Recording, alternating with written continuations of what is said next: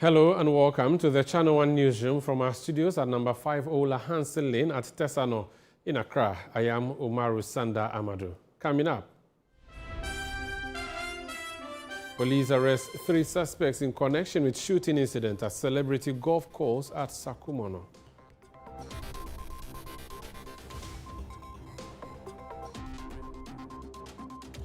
Ghana Water Limited shuts down the Agordome water treatment plant in the Volta region due to poor raw water quality. Plant has been shut down because the water turbidity is distracted. It has been happening over the years. I understand there is a machine that they need to always use to stabilize the water, which the Agordome plant doesn't have. Pharmacy Technicians Association of Ghana raises concerns over the health risk posed by illegal mining activities. We are actually having threat to pharmaceutical production, particularly pertaining to the production of infusions. And that is why we, as the Pharmaceutical Society of Ghana, and then the government and hospital pharmacists alike, are calling for swift, decisive action. Management of the Konfanochi Teaching Hospital seeks urgent intervention to retool the facility. CT scans that are not working, we're trying to bring these to life. In fact, we're fixing most of these.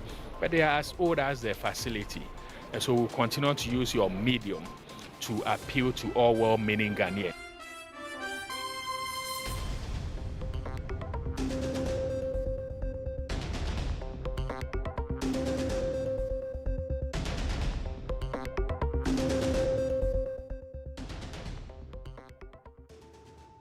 We're grateful that you join us for the Channel 1 Newsroom on Channel 1 Television. I am Umaru Sandamadu. We settle for details of our stories now. And we start off from Sakumono near Tema, and the District Police Command has arrested 3 individuals in connection with a shooting and trespassing incident at the Celebrity Golf Club area in the Sakumono Township.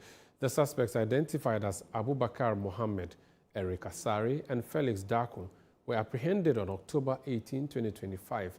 Following reports of gunfire at a construction site linked to one of the club's executives.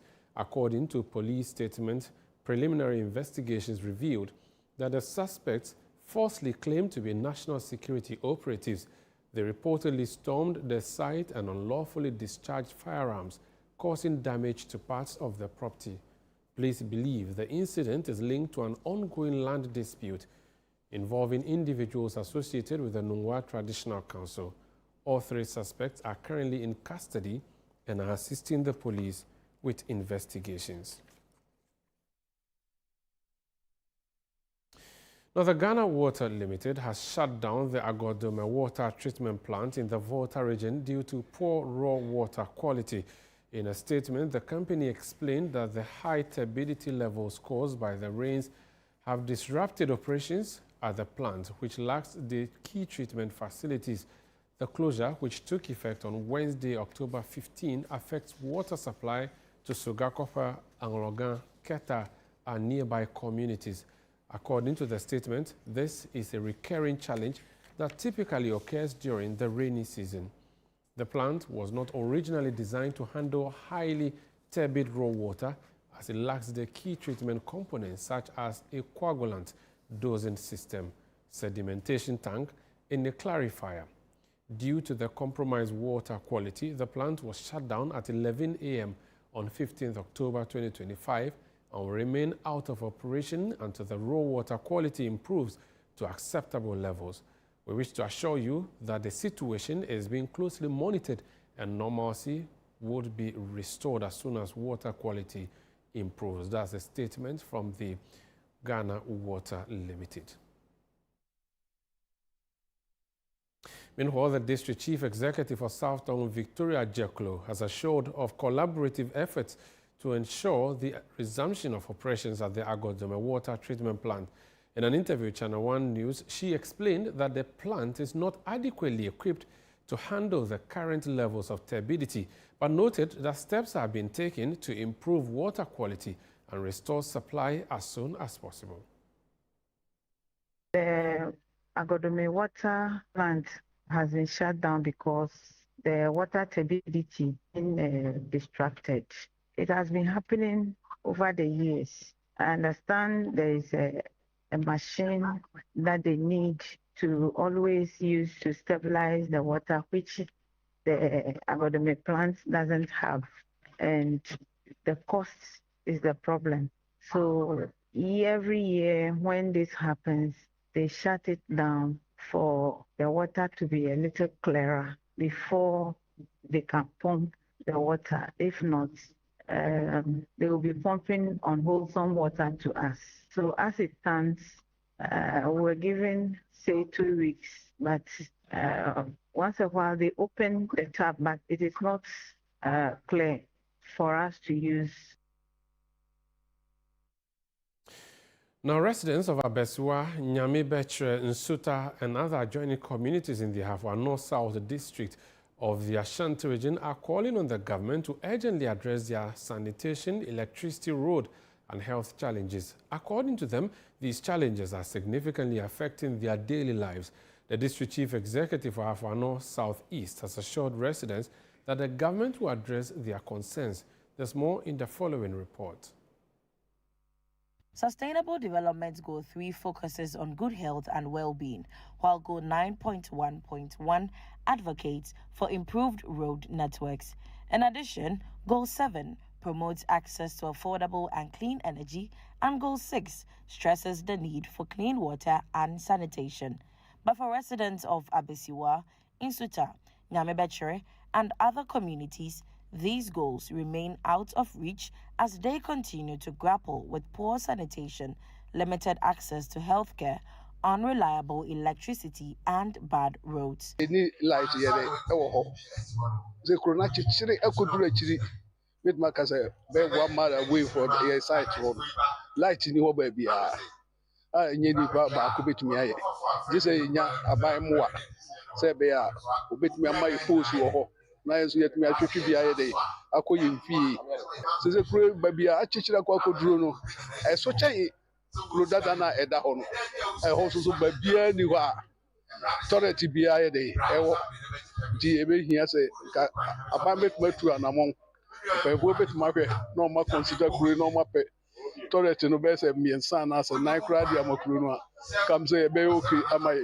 security system in the district.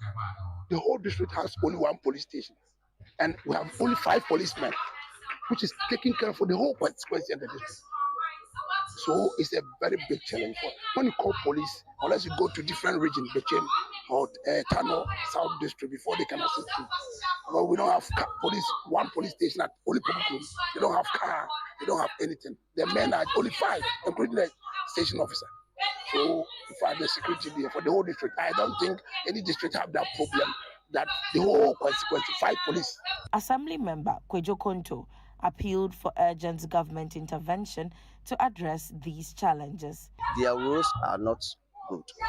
So we are trying to let the MP and DCE to let the brave machine come and address it for us. The electricity, the community of Abesiwa is expanding, and the expanding of the community, we need to expand the electricity as well. So I am appealing to MP and the DCE for them to expand it for the community. During a familiarization visit to the communities, District Chief Executive Yamba Isaka Nelson Ibrahim assured residents that the government will take steps to address their concerns. He further hinted at plans to construct a chips compound and a borehole for residents. We have taken note of their concerns, and when we go back to the office, we make sure all those programs are fixed well. Here, we are giving them a chip compound because we know health is very, very important. So we're also adding another borehole to them so that they can have a good water. Largely, I'm most grateful that we have had a good tour, because as a district chief executive, I need to tour around the constituency to know actually what is going on. Let's talk about the economy now. And President John Dramani Mahama earlier this week announced that Ghana and China are set to finalize a zero-tariff trade agreement by the end of October 2025. President Mahama explained that the zero-tariff policy would open up vast opportunities for Ghanaian exporters, agro-processors and manufacturers, helping to expand the country's access to the Chinese market. But how beneficial or otherwise would this deal be for businesses in Ghana and for Ghanaians in general? We're joined now for an analysis by Professor Godfred Bokpin. He's an economist and he's going to help us understand further this plan. Prof, you're welcome to Channel 1 Newsroom. I'm sure you have seen what the president said. What do you make of this development, even though discussions are still ongoing?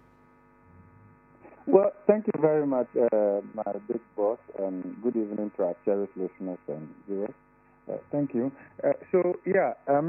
Ordinarily, one could say this is good news. Whatever way you look at it, you can say good news. But whatever advantages or other benefits we talk about now, they will be more theoretical. They will be more theoretical, hypothetical. I'm saying so because translating the intended objectives, benefit into actual, depends more on the hard work that has to be done by our exporters. And here, when we talk about our exporters, we are talking about the kind of competitive advantage that we have also created to enable our exporters to be able to take advantage of such zero tariffs. Remember that for trade to happen between countries, we have what we call documented tariffs, and then we have non-tariff barriers. Sometimes the non-tariff barriers are even more harder to navigate your way through compared to the tariff barriers that can easily be eliminated. And I'll try and break this down. So, for instance, when it comes to, remember that China is not signing this agreement exclusively with Ghana, right? There are other countries, there are even beyond the African continent, you talk about Asia and the rest of them. So the idea is that, yes, you may have this, but the question is, do you have that enabling environment to be able to produce at the standard that is required to access or to enter the Chinese market? And we don't need to think far. The answer will be no. The answer will be no. Because the point is that if you look at the Chinese market, so far, China relies more on Africa and Ghana for that matter, primarily for raw materials. So raw materials, non-tariff barriers, when it comes to standards and the rest of them, do not apply that much, okay? Do not impose severe restrictions on the export of raw materials or primary commodities like oil, like cocoa, and the rest of them, because they needed this one to power their growing industries and stuff like that. And in fact, particularly for China, you can see that what the Europeans did with the Berlin Conference 1844-1845, with the partitioning of Africa, which was essentially to change the economic model of the African continent from food crops to cash crops. Cash crops essentially to serve their growing industries. So we were not producing cocoa that much and the rest of them. We were largely self-sufficient. Look, before the partitioning of Africa, Africa was largely food sufficient. But you realize that because they changed our economic model, what did they do? They brought in the idea of we growing what we will not eat. And so that we will import what we will eat. So we switched to producing cash crops, cocoa, the rest of them. So, Prof, we became a producing ground for them. Now, that's maybe in the history and it's still continuing. Another fear now on this deal we are looking at is that we're going to move from being a producing ground to also a dumping ground as our markets will now be opened to them. Do you fear that our markets will be flooded with cheaper goods from China as a result? The question is, should it get worse than what we have right now? If you do the analysis and you even take our textile industry, in fact, it was more because we opened our economies to China and the rest of them that led to the collapse of the textile industry. Check the data. And many of them, already Chinese goods are all over the place. What do we want next? For them to fly killy-willy on the street for us to buy? It's everywhere. Remember, not long ago, there was a pronouncement by the president that they were going to more or less like zero rate in terms of minimum capital to set up in Ghana. You remember that, right? That was essentially to open up the retail market. Even though government officials have come to deny that that wasn't the case and that they were revising the GIPC, the bill, to make it an authority or something and all of that. We look forward to the details of all of that. But remember that in fact, in the last 15 years, if you check the data, you will see that China has been deliberate to limit its exposure to the U.S. market, North America, because of their tensions, geopolitical, trade, whatever, with U.S. and then Canada. So the idea is that how do we reduce their exposure to U.S., North America? So they've been looking at ways to diversify. And they've been looking at Asia. In fact, they are making inroads within the Arab and the rest of them. But remember that now with Trump and winning back the heart of the Arabs, that presents a new dynamic when it comes to China and the rest of them. But so China is diversifying. They are looking at markets. Look, take note of this. It took China so long for them to have their currency accepted as part of the basket of reserve currencies that the IMF uses, what we call rights. Okay, the reason is that they felt that the Chinese currency was manipulated, artificially kept low, so as to boost their exports. So China had so much reserve, for which reason their currency could have been one of the best in the world, but they chose to keep a low exchange rate, right, or keep the exchange rate artificially weak, so to speak, right, so that it will enable them export more. Okay. Because they felt that the only way they could make it was this. So already we are not negotiating from position of strength. If you look at this tariff, even though we don't know the details, there hasn't been enough consultation with industry and all of them. But I don't think that we went into this negotiation from position of strength. No. I mean, China has the upper hand. So you say that there's not been a lot of consultation with industry, but we have businesses to protect. How do you reckon our businesses can be protected by the government as this deal goes through? Well, the way I see it, there isn't much that we can do because we still rely on China as a big development partner. Remember that this could actually be a bait, okay, in order for us to get other deals, okay, loans, infrastructure support, and the rest of them. So for me, that is how I see it. So the position I explained earlier was not to say we didn't negotiate hard or something. I understand that dynamics. We are from a more weaker position, so to speak. But I think that what we can do is to say that, okay, fine, this is what we have, but how do we prop up our local industry? That is going to take a while. A lot depends on the fiscal discipline and then the monetary policy that we put in place that can enable our firms to also produce competitively. I could just give you a couple of examples. If somebody, an indigenous business borrows in Ghana, you are looking at average lending rate of between 20 to 27%. Others are even borrowing in excess of 30%. In China, it's around 3.08%, right? If you look at the cost of electricity to them as a business input cost, and you compare that to Ghana, in fact, I said somewhere that the distance between Beijing and Shanghai is over 1,200 kilometers. A train could do it in less than 5 hours. And the rest of them. Meanwhile, the distance between Accra and Kumasi is 250 kilometers or so. It may take you more than 7 hours, and you may not arrive. In fact, you just have to travel from here to Takrady. By the time you exit Apam or so, it may look as though you just came out of a Galamsey pit.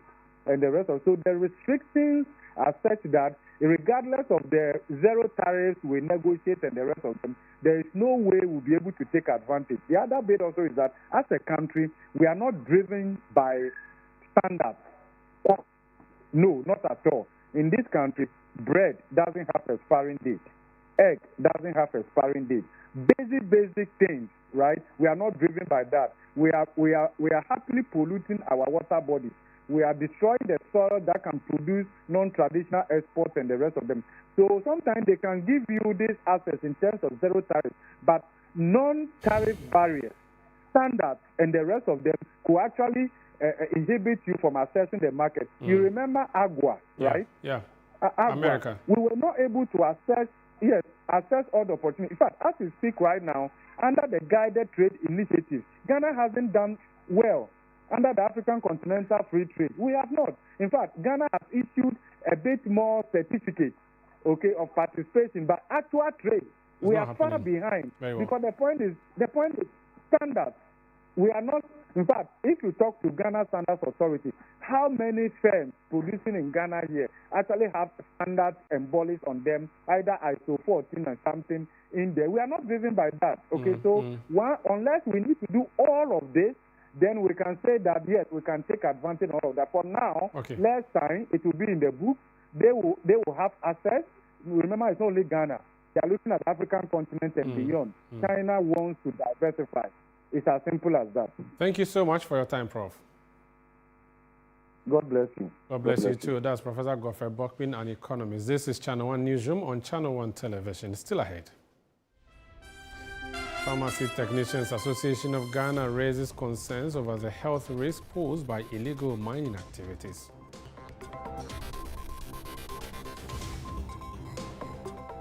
More on that when we return. Please stay with us.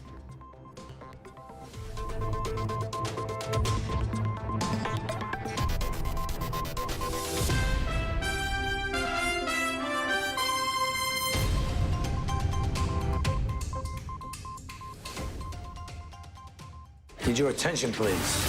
Mnet Movies 4 brings you Action HQ. Before I describe the job, I have to know you can do it. The movie festival where action never clocks out. 1, 2, 3. Go! Business as usual means fist first, questions later. We don't do spreadsheets. Some car keys, a couple guns. We do high speeds. Put your foot to that floor and you burn. Our management style, very hands-on. Water cooler chats, surprisingly inspirational. I live my life a quarter mile at a time. This October, Mnet Movies 4 is mission controlled for mayhem. Complete destruction. It's home base for heroics. It's Action HQ. Consider your couch the corner office of chaos. This is not a drill. Report to Action HQ all month long on Mnet Movies 4, where action never clocks out. Hey, Ghana. So you people know Miss Brother once more. If you knew, it's your boy. Kill them all. But this time, I'm not only killing mosquitoes, I am killing the grades. See? This wouldn't have been possible if I didn't have the perfect mosquito-free atmosphere. Thank you, Out Insecticide. And yeah, Out Mosquito Coil. For a mosquito-free atmosphere, trust Out to... You are not serious. Out Insecticide. So ya boa, faha.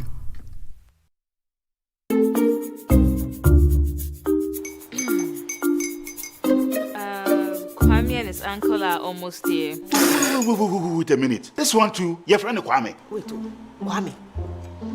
As in the same Kwame again? Yes, mommy. I'm the second coming. Into all this tension just to reintroduce that broke boy from Kaswa. Why would you deceive the family like this again? Now I understand the whole delay. Troll from Kaswa dear. Why wouldn't he be late? Obey him later. Of course.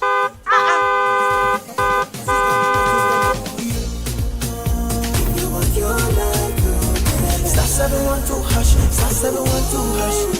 Yeah, you go be the luckiest. Go be from Georgia, be luckiest. From not the block, she be luckiest. Yeah, you go be luckiest. No matter why you're luckiest. Everybody go be the luckiest. That's Kwame! Send your God the apple boom. If you put it to you, so would the coming of the Son of Man be. Hey! Is that his car? Dial star 712 hash. Choose your ticket. Enter your lucky number. Follow the prompts and let destiny handle the rest. This promotion is regulated by the NLA on the Caritas platform. Love the Premier League? Your DSTV premium subscription could get you there in real life, Charlie. Stay connected for your chance to watch the Premier League live. Man U versus Man City at Old Trafford or Arsenal versus Man U in London. Stay connected to score with DSTV Premium. This promo is regulated by the NLA on the Caritas Lottery platform. Terms and conditions apply.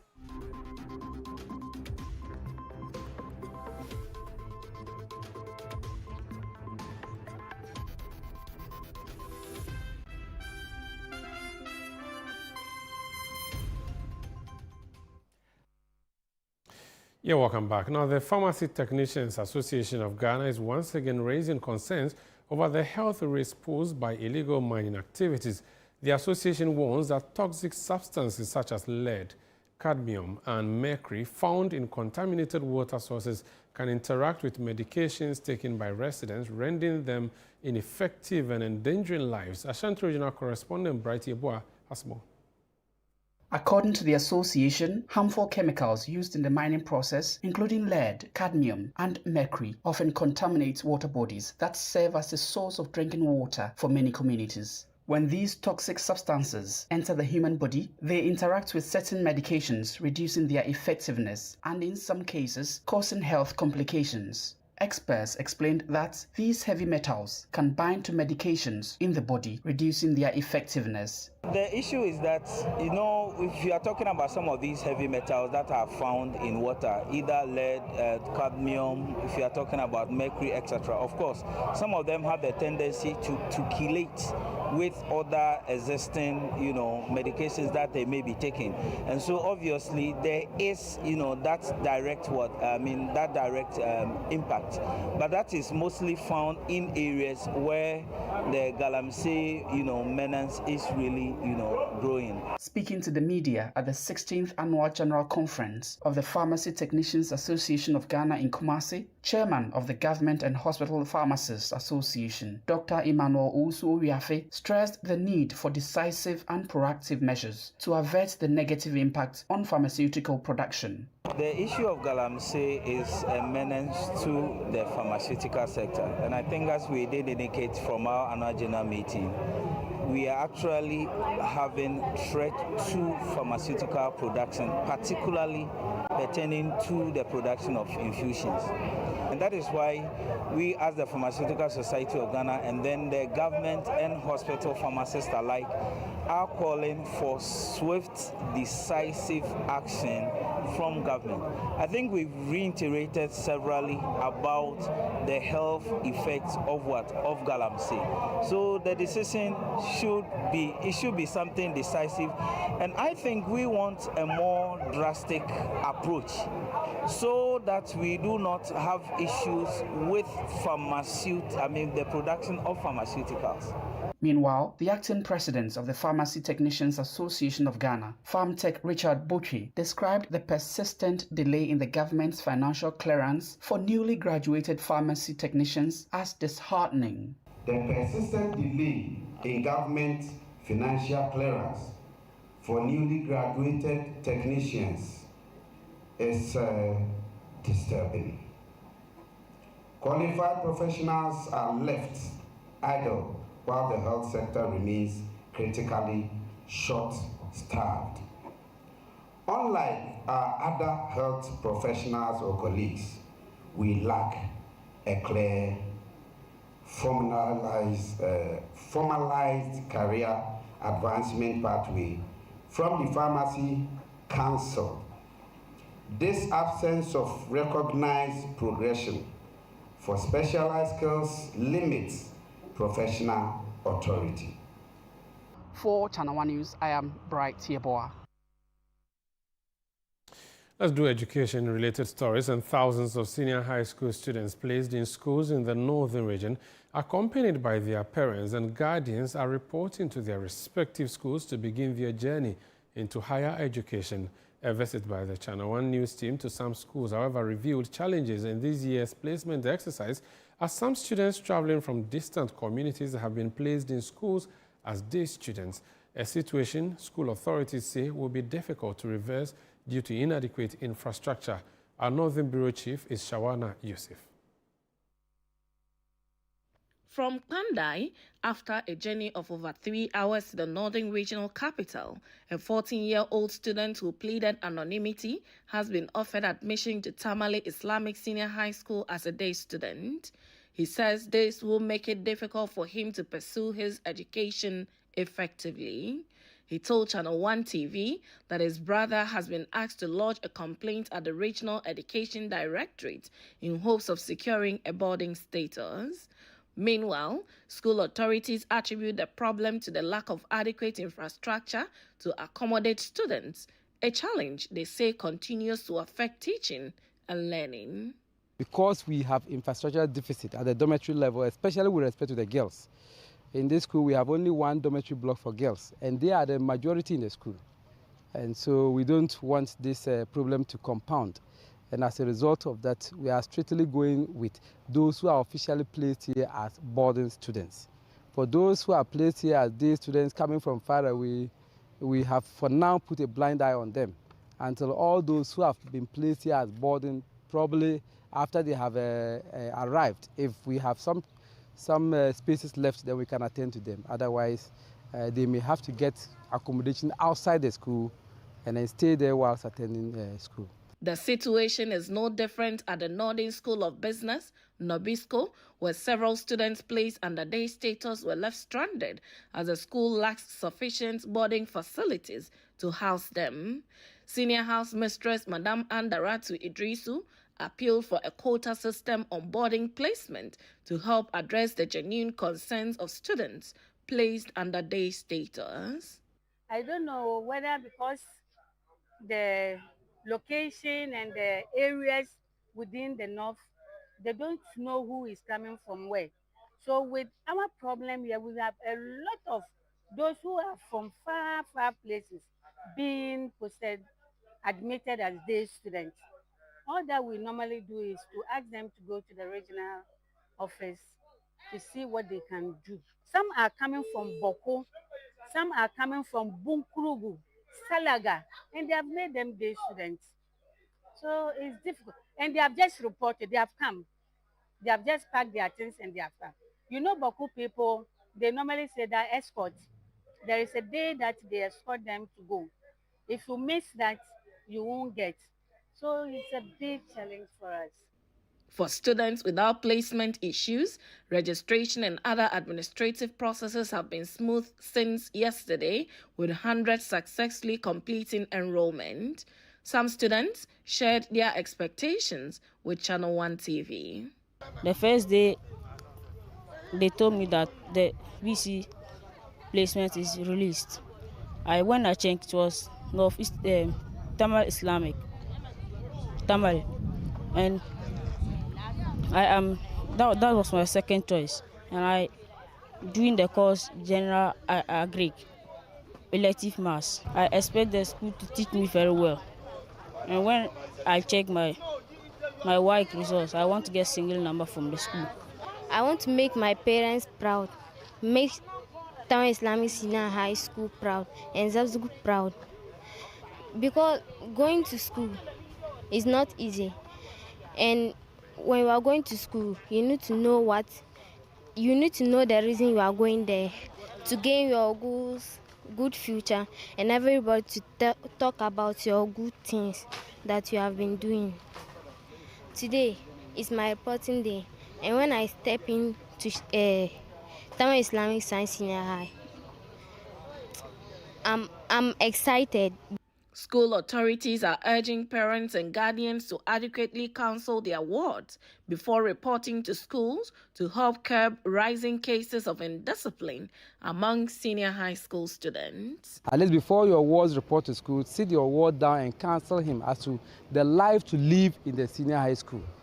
Right, because most of them, yes, normally with some of the disciplinary actions, you interview them and it is, oh, we started it when we were in JHS. Or even at home. For example, drug abuse. There are situations where you interview students and they tell that, oh, I started taking drugs when I was in JHS or when I was in primary.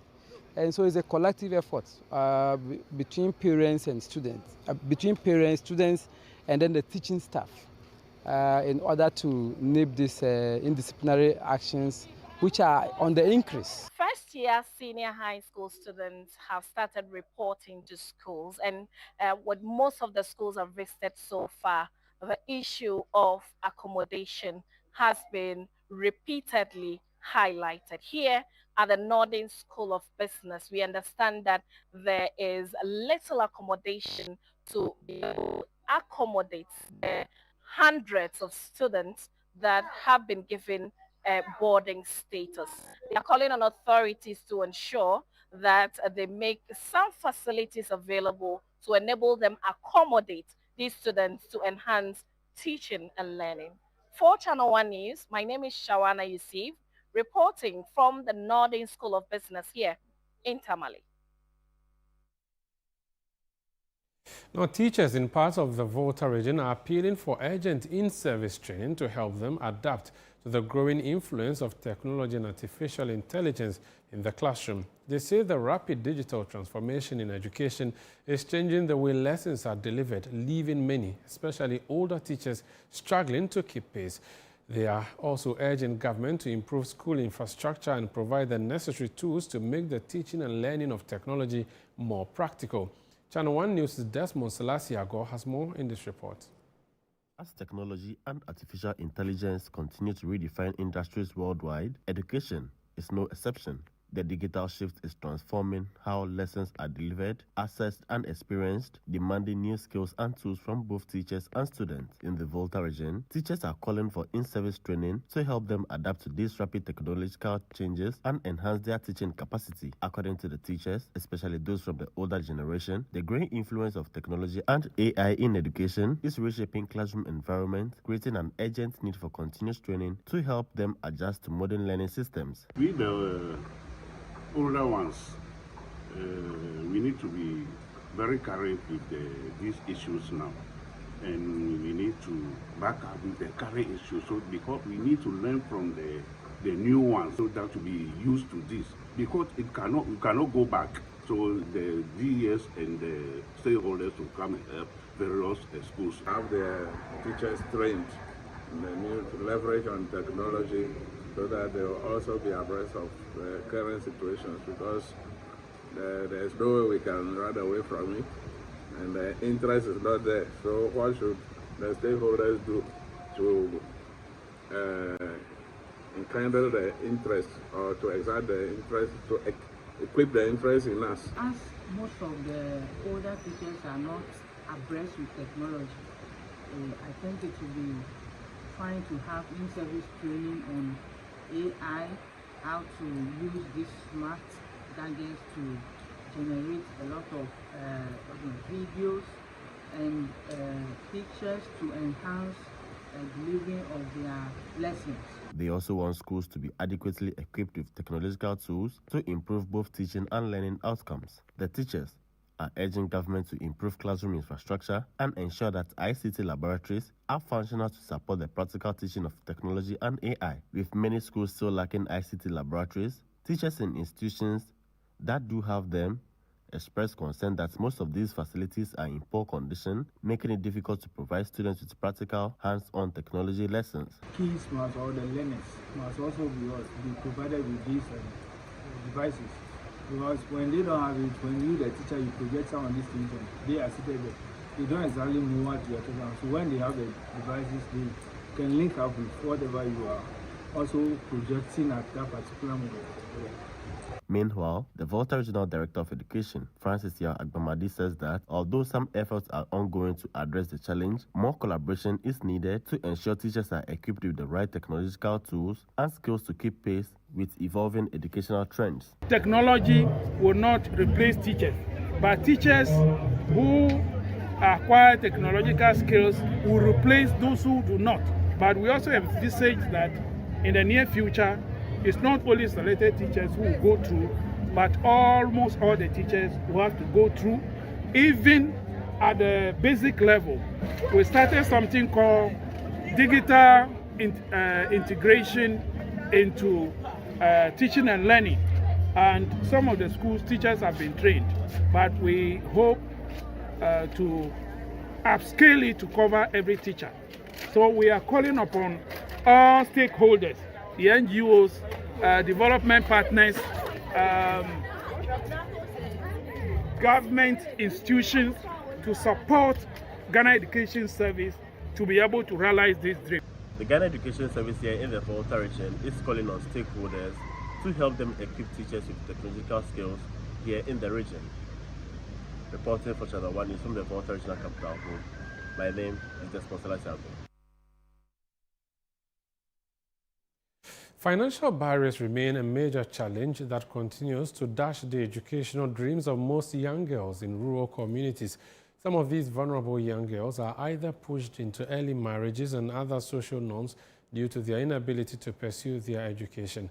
Stakeholders are advocating for targeted policy initiatives that would empower young females and enhance their educational journeys. Channel 1 News' Middle Belt Bureau Chief Hafiz Tijani has more on this story.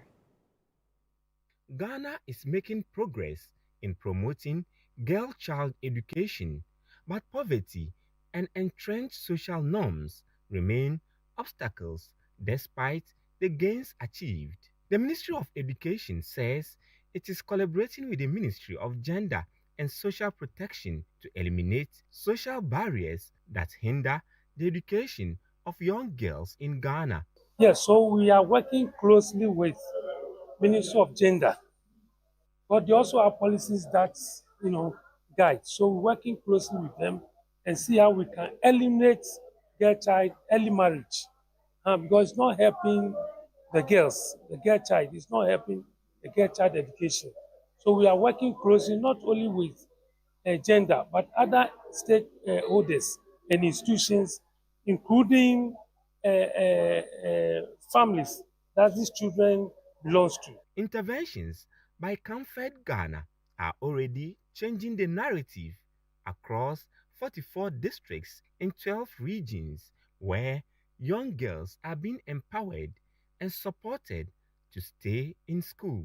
So even though these young women are supported in school, for some families you still find them putting a lot of pressure on the young women to abandon school and come and get married off so the family can reap the immediate benefits. For some others too, once they get to understand that, oh, this donor is providing stipend, they think that that money should not only be spent on the young or by the young women themselves. Some of it should come home to cater for the family, to buy food, to cater for others, and then look after younger ones also coming up. And so these are some of the things that are coming up. And so for us in Comfort, what we do is that after engaging these young women, we also engage their parents and family to understand what the program is all about. Stakeholders are calling on the government to ensure that policies are designed and implemented to protect young girls and create equal opportunities for quality education. It is positive, it is looking good. I am happy about what I am seeing. These young women for the next 10 years are going to take up strategic positions in society. And this is the time that we need to groom them, encourage them, and then afford them the discipline. We want to have policies that support the things that we are doing, for example, early marriage, forced marriages.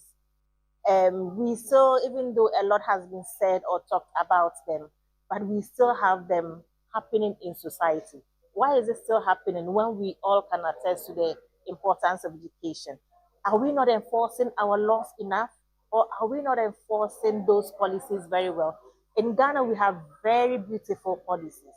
But when it comes to implementation, even those that are mandated to do it will talk about lack of resources here and there. But what it is that I'm encouraging is that there's no one organization that can do it all. And so we need to learn to partner each other. These young girls are also being groomed into transformative leaders equipped with soft skills to enable a smooth transition into tertiary education. You're watching Channel 1 Newsroom on Channel 1 Television. Still ahead.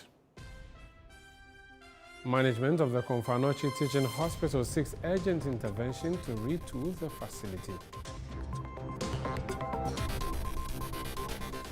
More on that in a jiffy. Please stay with us.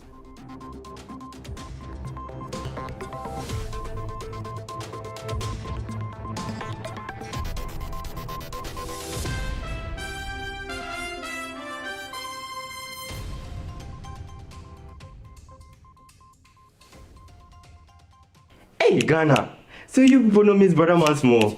If you knew, it's your boy. Kill them all, kill them all. But this time, I'm not only killing mosquitoes, I am killing the greats. See?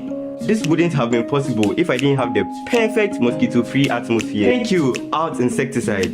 And yeah, Out Mosquito Coil. For a mosquito-free atmosphere, trust Out to... You are not serious. Out Insecticide. So ya boa, faha.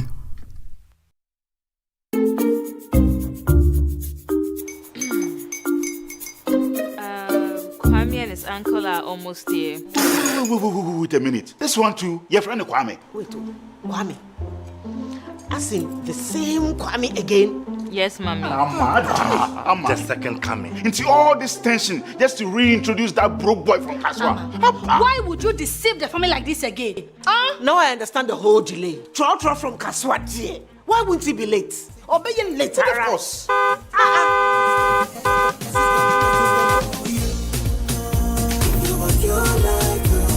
Star 712 hash, star 712 hash. You go be the luckiest. Coffee from Georgia be luckiest. From Natepia, cause she be luckiest. Yeah, you go be luckiest. No matter why you're lucky. Everybody go be the luckiest. That's Kwame! Send your God up boom. If you put it toy, so would the coming of the Son of Man be. Hey. Is that his car? Everywhere. Dial star 712 hash. Choose your ticket. Enter your lucky number. Follow the prompts and let destiny handle the rest. This promotion is regulated by the NLA on the Caritas platform.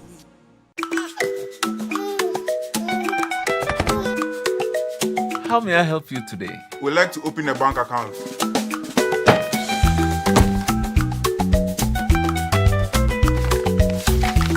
Sign here, sign here, sign here, and here. And now you draw direction to your house.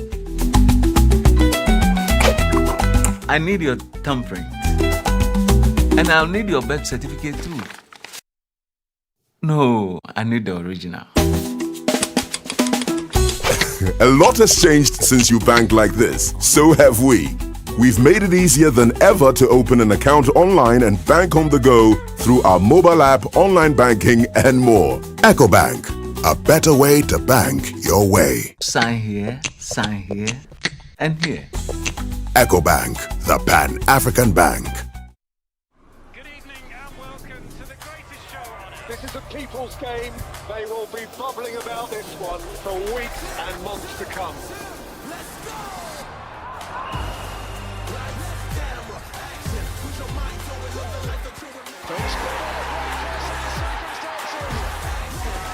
It's on SuperSport all season long. Pay your subscription today. Dial star 759 hash. Available on DSTV and GoTV.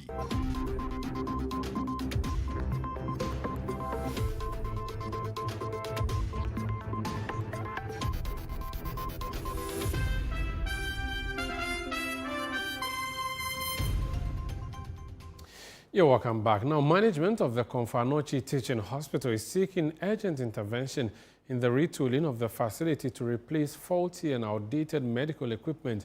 The hospital, which serves as a major referral center, is experiencing a frequent breakdown of these essential medical equipment due to the continuous pressure in attending to patients from within and outside the Ashanti region. Channel 1 News' chief for the Middle Belt, Hafiz Tijani, reports.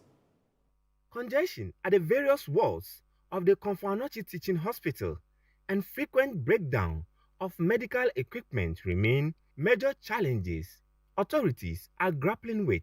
The Chief Executive Officer of the hospital is calling for more public support to address these challenges. We have a lot of needs. MRIs, we have just one MRI that is working at fault, and it's so expensive getting these items. CT scans that are not working, we're trying to bring these to life. In fact, we're fixing most of these. But they are as old as the facility. And so we'll continue to use your medium to appeal to all well-meaning Ghanaians. Several major wards have already undergone renovation under the Hill Konfanochi project, spearheaded by Otumfuo Osei-Tutu II. The next phase of the project is expected to begin after the completion of an audit by the new administration. Officials leading the initiative are appealing for more public support to mobilize funds to support the successful completion of the project. The support we need basically is funding for a $10 million project that has, to some extent, have some additions to it, because renovation is always a very difficult thing to do. You are not sure of what you are doing until you open up, then you see what difficulties that you are actually tackling. So funding is the most important thing. We are hopeful that donors will keep coming, and the government would have to also come in to support this. That is all that we are hopeful of. The hospital has taken delivery of medical equipment, including patient monitors, cardiac tables, and drip stands from the Church of Jesus Christ of Latter-day Saints to support the Hill Konfanochi project. It is an honor and pleasure to be part of this project, and we are happy if we can bring the smile onto the people. They love the people, you know. When people are coming to the hospital, they're expecting to be healed. If they have good equipment where the physician can do any procedures, it's a joy and happiness in our hearts. So we are grateful to be part of this project, and we hope that next time the people will get the benefit of this equipment that we have donated to this hospital. Management has expressed appreciation for the gesture, noting that it will significantly enhance healthcare delivery. So this donation coming from the Church of Jesus Christ of Latter-day Saints, it's so enormous. In fact, I was telling the president for the first time I'll be able to have about 3-4 hours sleep at night. Because you see, these are constant requests coming from the various units, all these items. So we're grateful to the church for the donation. It's part of the Hill Konfanochi project that was initiated by Otumfuo, the Asante Hene.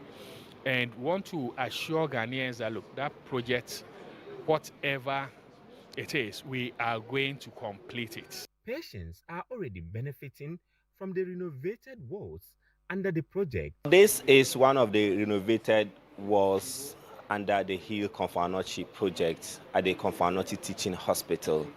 Hospital's management is asking for more to be done to ensure the project's completion. Hafiz Tijani, Channel 1 News, Konfanochi Teaching Hospital, Ashanti Region. Now, the New Patriotic Party NPP flag bearer for Dr. Mahmoud Bawumia has pledged to make grassroots participation a core part of his presidency. He stated that he would hold annual constituency meetings across the country to listen to the concerns of party members and citizens. Dr. Bawumia made the commitment on the first day of his tour of the Bono region, where he visited the Banda, Tyne and Wenchi constituencies as part of his nationwide engagement with NPP delegates ahead of the party's presidential primaries.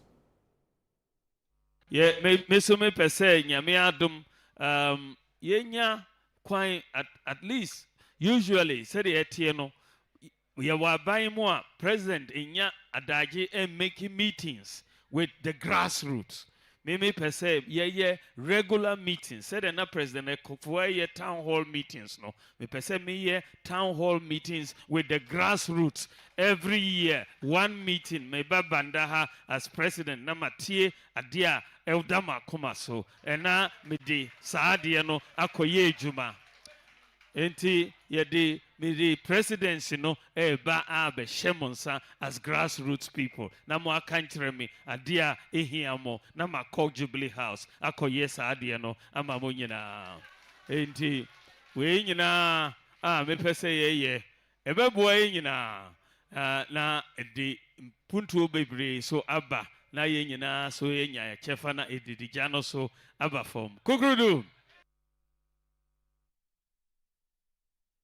And that's how we wrap up on the Channel One Newsroom tonight. Visit our website, channel1news.com, for information on our top stories and more. Subscribe to Channel One TV on YouTube for more exclusive video content from Channel One TV. You can also download the CNR app on the App Store and Google Play Store. I am Omaru Sandamado. Thank you so much for watching us.